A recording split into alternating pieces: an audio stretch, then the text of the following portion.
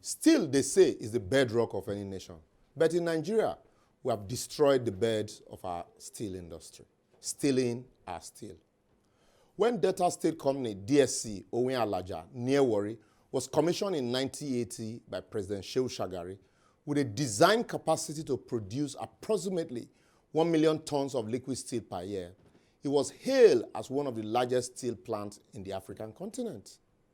With a jetty, pellet plant, scrap yard, steel melting shop, foundry, massive engineering department, an ultra-modern computer science center, an estate management department to cater for the massive company spread out on a large expanse of land between the Owen Alaja community and the Warri River in Udu area of Delta State.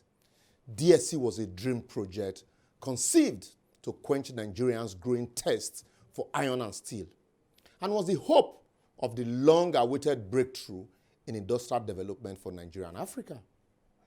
According to an article by Chido Okafor of Guardian newspaper in 2021, Delta Steel Company was a strategic company needed to drive Nigerians' quest for industrialization and economic force in the continent, more so as a handful of automobile industry in Nigeria in the 70s and the 80s sought metal foundries where brake drums, engine blocks, steel sheet, and iron steel work were forged locally to meet their local productions. Apart from feeding Oshogbo Rolling Mill, Jos Rolling Mill, and Katsina Rolling Mill with finished billets to be converted into various steel and metal work, Pan was known to have produced several automobile parts at DSC until he was killed by the Nigerian torch. Nigerian torch. Once they touch it, he go die. Growing up in Warri in the 80s and 90s, the steel plant was the main employer of labor and literally the economic life wire of Warri and environ. As I know some persons who left oil companies to go work in DSC, and its workers were housed in the purpose-built town known as Steel Town 1, for those people that grew up there, red houses, white houses, camp extension, mobile camp for police force, all situated in a few kilometers from the plant, with the state-of-the-art schools for the school children of workers, a world-class medical center, and first-of-its-kind recreational facilities like standard swimming pools, clubhouses, and other social amenities for the comfort of its workforce, kids, and dependents. Oh boy, then we be like people when they stay abroad, with Germans, Russians, Europeans, and locals, alike, pushing babies in buggies in the evening, and lights no they blink. But today, the steel town is a state of rot and decay, thanks to the Nigeria spirit of killing dreams. Imagine growing up in such an environment, and today, you can't boast of a company like that in Nigeria. The steel plant also is now a shadow of itself, as the Obasanjo Atiku administration, despite protests from workers and unions, sold it in 2004 to Global Infrastructure Nigeria Limited, owned by some Indians, for $30 million. These same Indians also bought the Nigerian Iron Ore Milling Company, even though a local firm, BOA International, offered $31 million for a 81% stake in Delta Steel and was reportedly the preferred bidder by BPA. But then government sold it to the Indians and told us that the Indian company will invest $500 million to revive the company. But alas, they ended up stripping it before it was hurriedly repackaged and resold today again to another set of Indians, Premium Steel and Mines Limited, in rather unclear circumstances in 2015.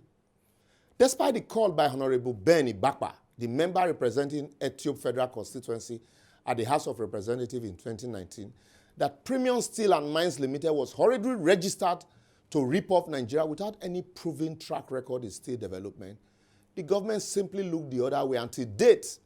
Despite their claim of having invested billions of naira into the steel company, members of the community have asked him, as they said they have never seen steel product or rod being transported as sold from the plant, just the same way it was those days when it was DSC. You see trucks loading billets out.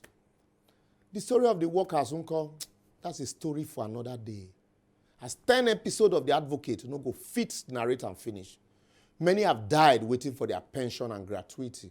And the ones alive are currently in court with the federal government, praying the court for orders, compelling the government to pay them for laying down their youthful lives in the cause of the country. They are represented by a friend of mine, Clement Owewuno, SAN, in court. My interaction with some of them brought tears to my eyes as I look at their faces. They tell stories of lost hope. Yet we say the windmill of justice grinds slowly but surely. But we forget that justice delayed is justice denied. How do you work for a government, retire, and to pay your entitlement, they will tell you go to court? How person wanted it patriotic for such an environment? Tell me. Nigerian government can kill any dream, sha. Waiting Nigerian government no go kill does not exist. I will therefore advocate until we request a clear-cut industrialization plan from our candidates, from councillors to House of Assembly, governorship, House of Representatives, senators, president and vice president, and ensure that such plans are followed through with timelines and actualization date. If we like, shout Hope 23, changing the economy from consumption to production, or unifying Nigerian and privatizing NNPC. After all, the one where they privatized before, no, they worked it today. They want to privatize the other one. We will soon wake up from the frenzy of their election and realize, like Buhari, those promises were mere slogans to buy our votes. Well, time is not our friend on this platform, and time will not permit us to go beyond here. But for more episodes, simply follow us on all our social media platforms showing on your screen. My special apologies to our visually impaired friends. Time won't permit me to call out the social media handles, but we'll still find a way around it. Remember, if Nigeria go good, no be only leadership, followership join. So follow with open mind and open sense. See you next week.